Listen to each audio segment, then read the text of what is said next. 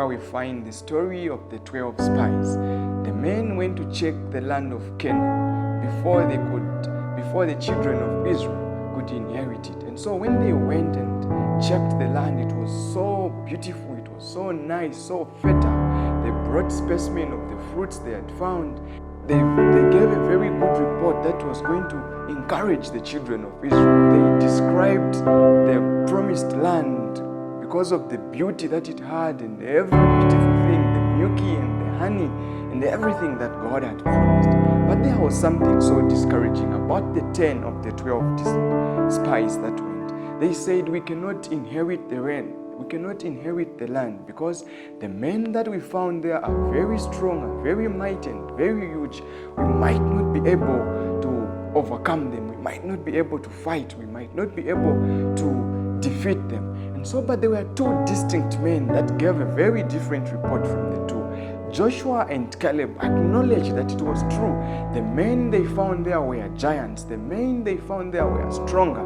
But they knew that the God who sent them to go and spy the promised land was much more bigger than those giants. And so they said, we are going to possess the land because for God, He is going to be with us. You know, beloved, things that are ahead of us, the beautiful things that God has promised us, the land that God has promised us, the prosperity that God has promised us, the success that God has promised us is not without challenges. It is not without failures. It is not without fear.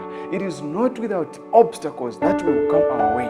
But it is only when we realize, it is only when we understand that the God who has promised us the land, the God who has promised us the prosperity is much bigger than the obstacles that we have found.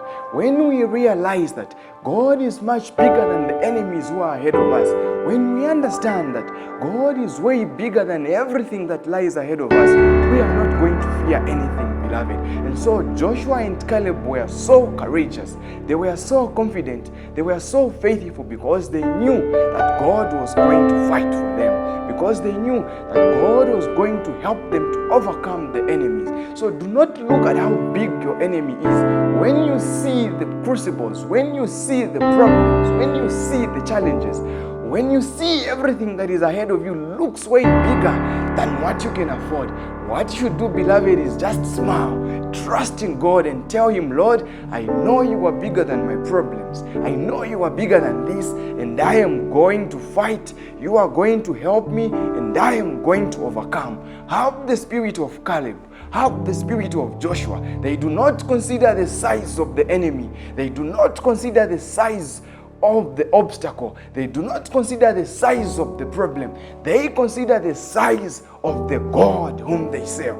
They know to say their God is much bigger than the challenges that are ahead of them. So when you look at the things that are ahead of you and it looks so impossible for you to cross to the other side, remain faithful to God. Trust Him a little longer because He is bigger than the challenges that are ahead of you.